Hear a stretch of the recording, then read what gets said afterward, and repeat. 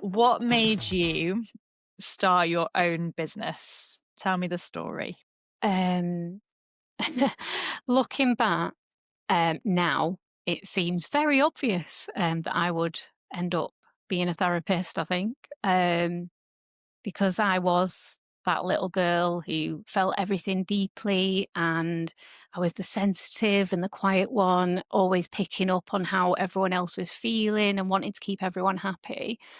And I learned early on, like a lot of women, that keeping people happy kept me feeling accepted and safe. So it's sort of, now I can look back and see it was always going to be the case in a way that I would be on this path. But back then I wouldn't have recognised certain traits as people pleasing like I do now. But going back to your question, after high school and college, it was really tricky for me in terms of there was a lot of stuff going on in my life, at home and things like that. And I wasn't in a position where I could go to uni. So I had to complete a psychology degree part-time, which took me 7 years Oh my God. to Yeah, complete. I imagine. And during that time, I was working full-time in insurance, which is completely so far removed from what I do now. And I was volunteering at the Samaritans. So I was in my 20s and still, like, I was trying to socialise and have a life as well. God knows how I did it, but I did it. And I suppose even then, at that point, I was showing this pattern that I was often in of sort of striving to achieve more and more all the time and doing more and trying to do everything to perhaps feel like I was enough, like good enough at things, or to feel enough in myself, which is a pattern that's very familiar in the people, like the women I work with. And a lot of us, I suppose, can relate to that. So I went loads of training. And the criminal justice side, I was working from like police custody suites at times, like helping people with their mental health, and then went into primary care therapy services. And the reason I'm saying this, it all leads into why I've started sort of focusing my business where I have, because during that period of time, externally, I looked like completely capable. You know, like, I'm not saying I wasn't capable, but I looked like I had everything together. Like, I looked like I was easygoing, I was calm, I was good at my job. I could help people feel like, teach people what they needed to feel safe in themselves and feel good enough, and help people with anxiety and things like that.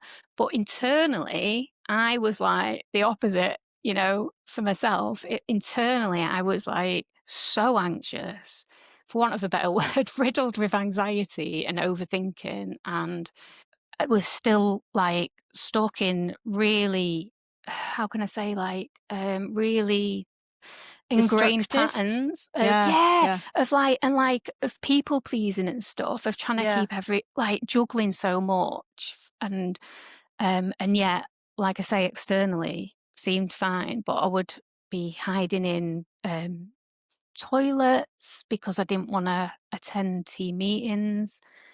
If the spotlight felt like it was on me, I would just feel like frozen.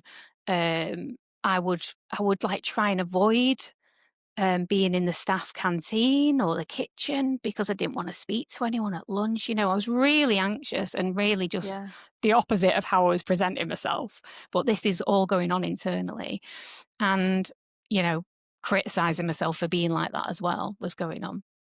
Is Um, this sort of just to sort of understand that a bit better, you're kind of hiding away from these mm, kind of social engagement sides of what it is to have a job, the meetings. And is there a bit of sort of perfectionism in there, and that like if the spotlight's on you, don't want to get it wrong? yes. Yeah. Yes. So there was that element of, yeah, wanting to, because I didn't feel like I was good enough in some ways. Like, I didn't want other people to think that I wasn't good enough as well. Yeah, it's bad enough that you think it yourself. You don't want everyone thinking that you're not good enough. Yeah, Yeah, it's yeah, horrendous. Horrendous. yeah. Yeah, it It sounds really really like a really difficult was. time.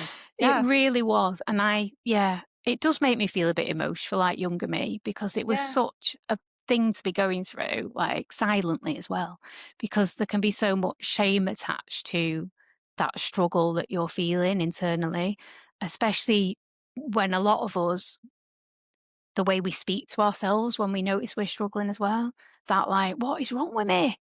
Like, why am I like this? I'm teaching these people all these things. I'm good at it. Like, people are, feeling better at times and, learning techniques to use. And this is the thing. Like, I trained in, so with my therapy training and stuff like that, cognitive behavioral therapy, it's very, within the NHS, it's very much about managing symptoms of anxiety and stuff like that. So teaching people how to challenge anxious thoughts, how to, sort of expose yourself to stuff you fear and change behaviours and patterns like that. It's quite surface level in the NHS.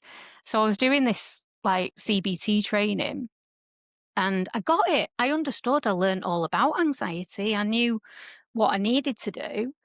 But like so many of the women I work with, you can get it and you can know what you need to do, but actually implementing it or implementing it and feeling the benefit of that or feeling different from it, sometimes it just doesn't go like that. Like you can get it, but not feel it.